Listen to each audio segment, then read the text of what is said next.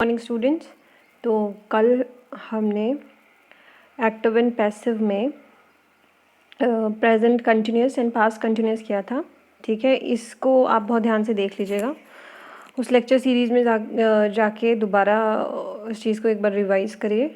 Okay, so we are continuing with our passive and active and passive voices.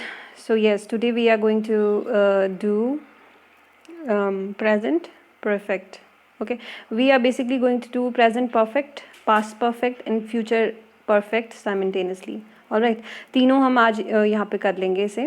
Okay, सो सबसे पहले हम present perfect की बात करते हैं। तो whenever we talk about present perfect sentence में आप देखिएगा बेसिकली इसका यूज़ क्यों होता है। It basically describe an action occurring in the past but relevant to the present and extending to the present. Getting it कि प्रेजेंट परफेक्ट की जब हम बात करते हैं, प्रेजेंट परफेक्ट मतलब एक एक्शन जो पास्ट में शुरू हुआ था, ऑलराइट, लेकिन अब क्या हो रहा है, it is relevant to the present और rather you can say it is extending to the present. ठीक है, पास्ट का कोई एक एक्शन जो प्रेजेंट में भी हो रहा है, ठीक है, it has that relevance in the present, तो that is present perfect. Alright, तो प्रेजेंट परफेक्ट के जो सेंटेंस है आप उसे किस तरीके से आइडेंटिफाई करेंगे। आप हमेशा ये देखेंगे कि किसी भी सेंटेंस में अगर हैज़ या हैव है, ओके, हैज़ या हैव है एंड साथ में पास्ट पार्टिसिपल आप एक बार देख लेंगे कि ईडी या फिर EN. Okay, basically present perfect जब भी बोलते हैं तो it means that an action जो पास्ट में हो रहा है लेकिन अभी भी उसका रेलेवेंस प्रेजेंट में है, या फिर एक तरीके से आप कह सकते हैं प्रेजेंट में भी वो सॉर्ट ऑफ एक्सटेंड कर रहा है। जैसे हम एग्जाम्पल देख लेते हैं, Hunter has opened a language institute in the east Harlem. Okay, तो ये देखो सेंटेंस कुछ इस तरीके से आते हैं, बहुत शॉर्ट ऐसे सेंटेंस नहीं आते, सेंटेंस ऐसे थोड़े से डिफ़िकल्ट आते हैं। ये जो एग्जांपल है ये थोड़ा सा डिफ़िकल्ट है। हम थोड़ा सा सिंपल एग्जांपल यहाँ पे देख लेते हैं। पहले सिंपल से स्टार्ट करते हैं, उसके बाद फिर हम थोड़े से डिफ़िकल्ट में जाएंगे। ओके, सो यस, हमने क्या देखा कि आप किस तरीके से प्रेजेंट परफेक्ट को पहचानेंगे, दैट इट शुड हैव और has, okay, and past participle होगा। ठीक है, तो आप एक्टिव जो वॉइस है उसे कैसे पहचानेंगे, यहाँ पे हैव होगा, देख रहे हो ना, हैव है, और ईडी या तो ईडी होगा या फिर क्या होगा, ईएन होगा, है ना। यहाँ पे आपने देखा, एक बार इस चीज़ को दोबारा देख लो, ये देखो, यस, दिस वन सेंटेंस में देखो वर्ब के साथ गेटिंग इट। अब इसे ऐसे ढूंढने मत लग जाना कि ईडी और ईएन किस तरीके से, यहाँ पे ओपन दैट इज और उसके साथ ऐड हुआ है दिस थिंग ईडी। ओके, तो कभी भी किसी भी सेंटेंस में आप देखेंगे हैज़ है या फिर हैव है एंड प्लस वर्ब के साथ इन्होंने ईडी, यू कैन से सी जस्ट लाइक दिस,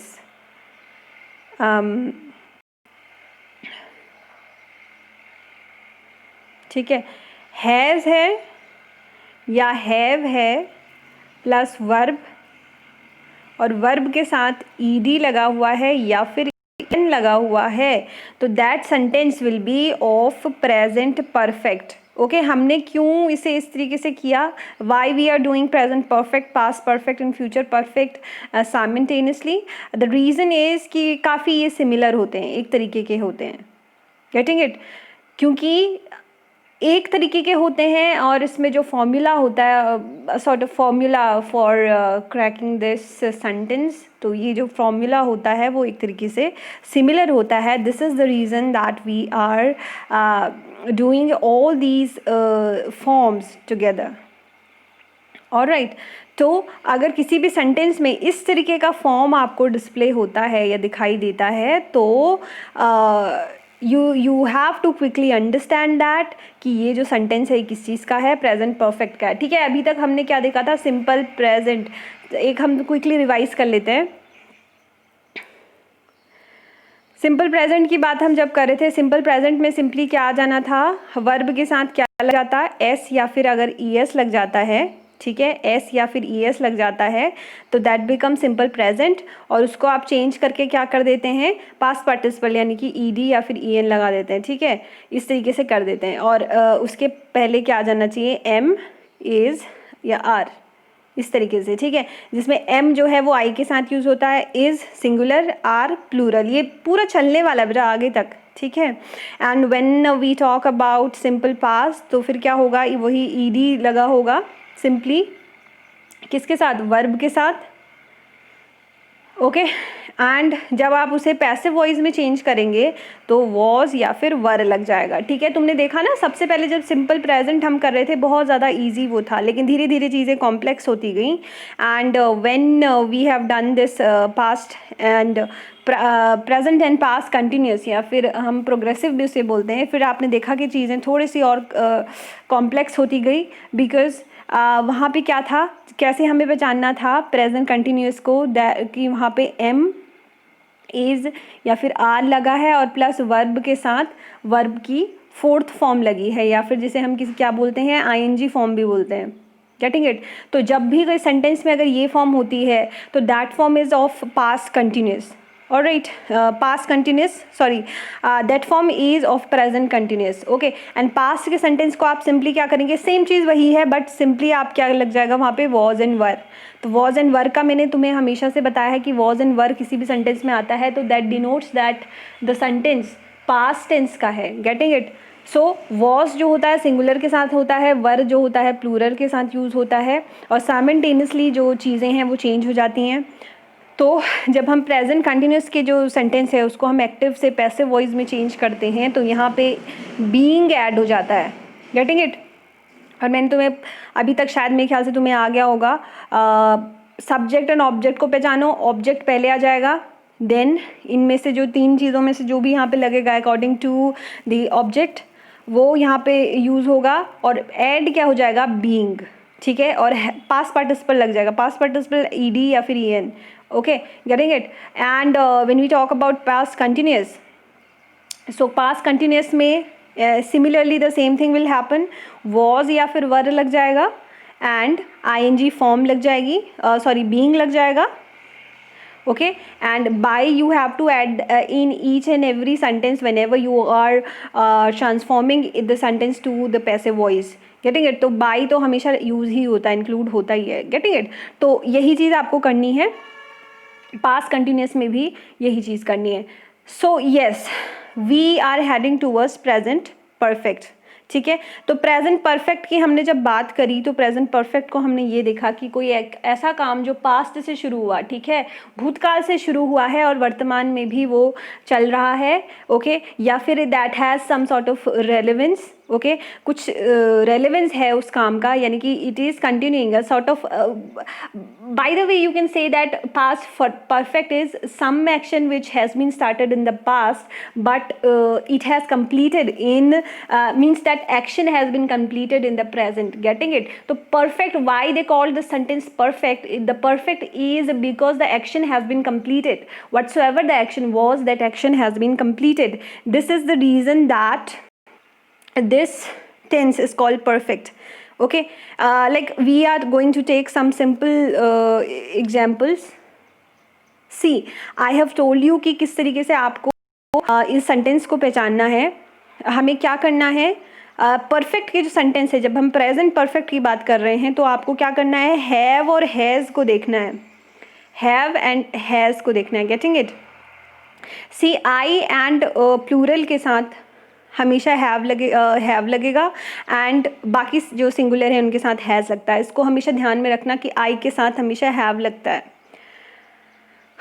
आई के साथ हमेशा हैव लगता है। Alright, I have mailed the gift, that is the sentence of present perfect.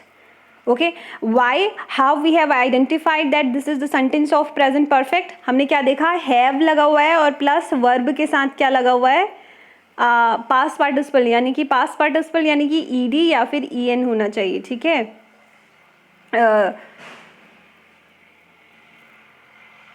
Where it is देख लिया था हमने, हाँ ईडी और ईएन होना चाहिए, है ना।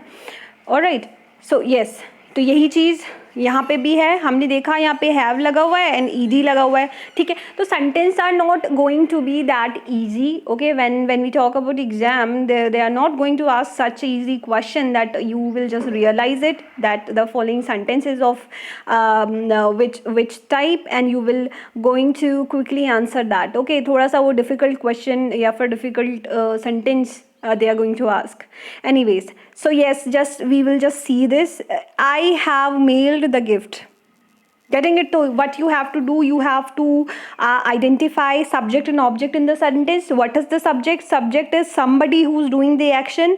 what is the action? Action is mailing, okay। and what is object? Object is the gift, all right।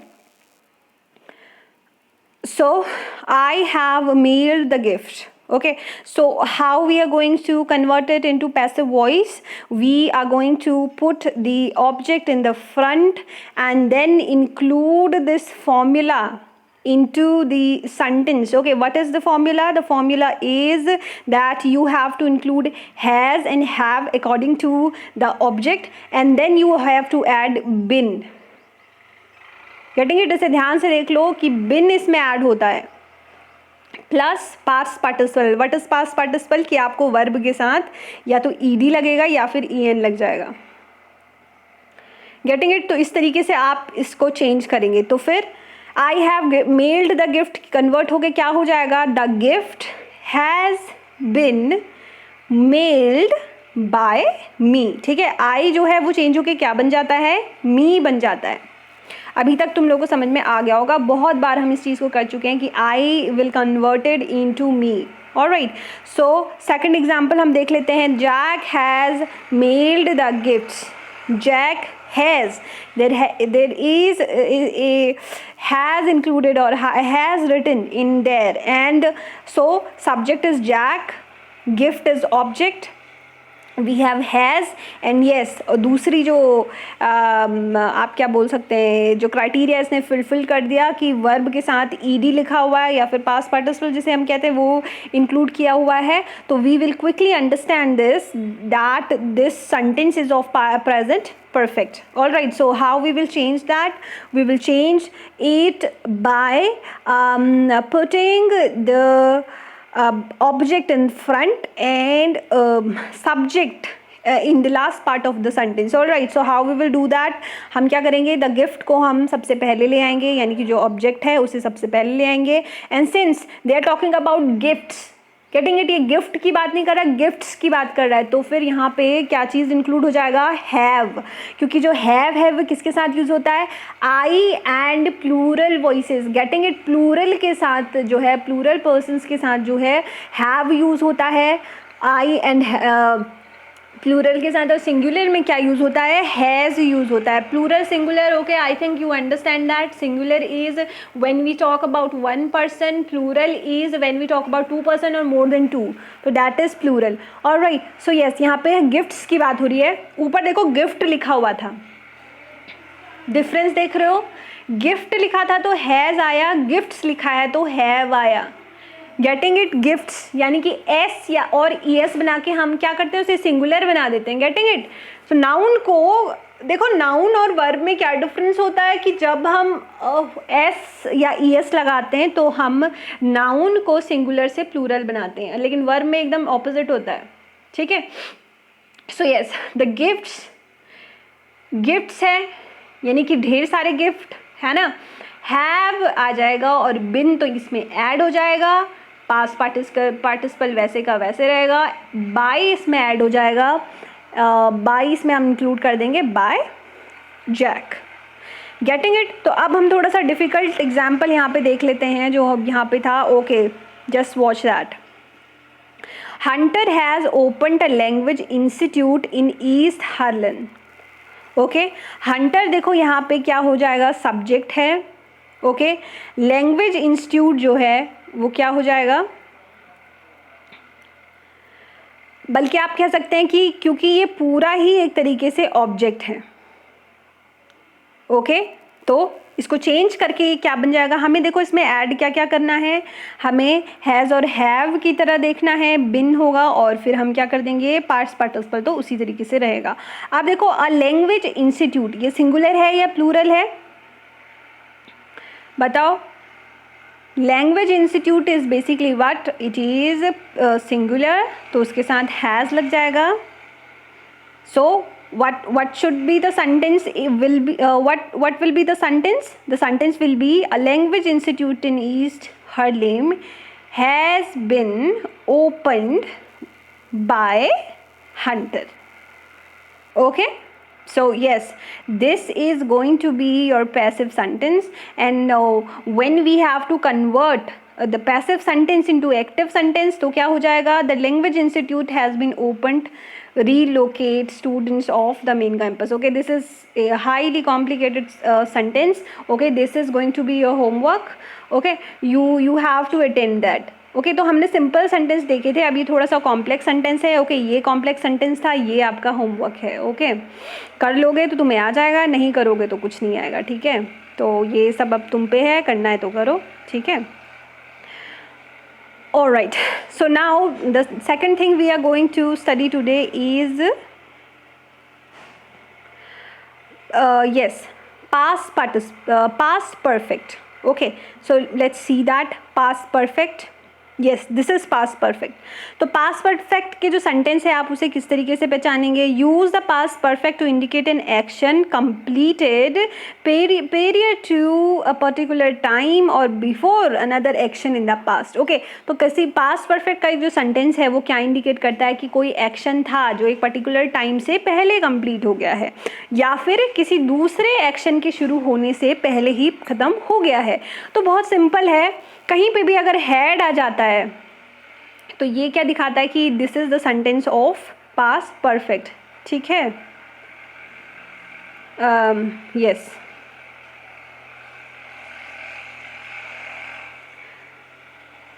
Alright, will just see the. देखो पास्ट के सेंटेंस को तो पहचानना बहुत ही ज़्यादा इजी है। ठीक है, कहीं पे भी वॉज या वर आ जाता है या फिर हैड आ जाता है, ये किसी और में नहीं आएगा। गेटिंग इट, वॉज या वर आ जाता है या हैड आ जाता है तो वो सिंपली जो सेंटेंस होता है पास्ट का हो जाता है। ठीक है, हैड मतलब है बेसिकली मीन्स समथिंग जो हो चुका है। ठीक है, okay, we will see this thing, we will see the examples. Active voice में देखो past perfect क्या है, Steven Spielberg has directed the movie. Okay, तो यहाँ पे सिंपली वही चीज़ आ गई, had है। ओके, यहाँ पे वर्ब क्या है, डायरेक्ट, एंड इसके साथ क्या यूज़ हो गया, पास्ट पार्टिसिपल, वैसे हम क्या कह सकते हैं, ईडी, और चीज़ें सिंपली वही है। तो सिंपली तुम्हें वही करना है, उसमें बिन जोड़ देना है। गेटिंग इट, आपको सिर्फ उसमें क्या यूज़ कर देना है, बिन जोड़ देना है। It is just the way my present perfect was, it is just the way the present perfect tense was. The same way you are going to do that, but you have to identify कि कहीं पे भी अगर had लगा हुआ है तो इसका मतलब क्या है, कि हैड लगा है तो इसका मतलब है सेंटेंस है पास्ट परफेक्ट का। तो बहुत सिंपल वही चीज़ करनी है, सब्जेक्ट ऑब्जेक्ट पहचानना है, ऑब्जेक्ट पहले लिखना है, हैड।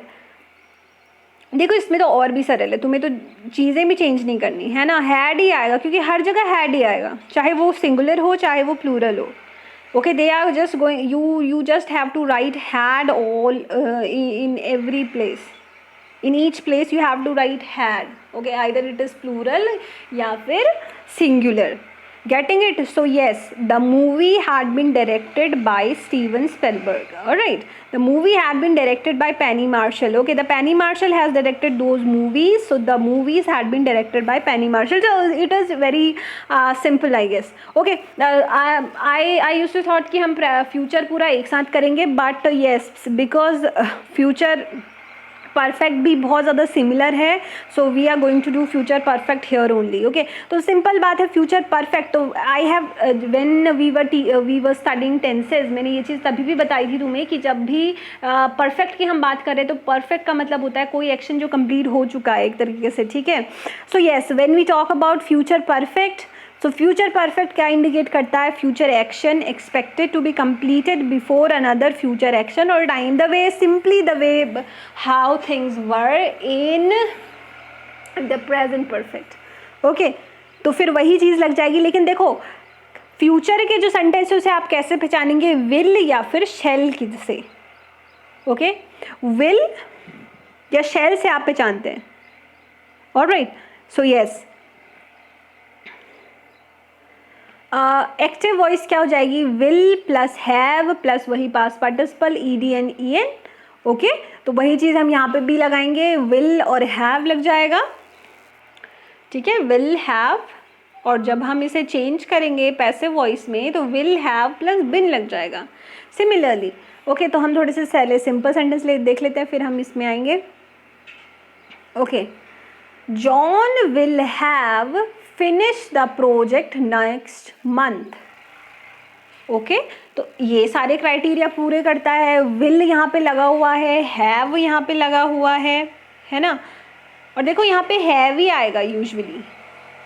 ओके, सिंपली जैसे पास्ट परफेक्ट में है, सिंपल चीज़ है, वही चीज़ यहाँ पे भी सिंपली है। बहुत इजी है तुम्हें सेंटेंस को पहचानना, बस आपको मेमोराइज करने हैं ये सारे what we can say all these formulas. आपको इन फार्मूला को याद करना है, ठीक है।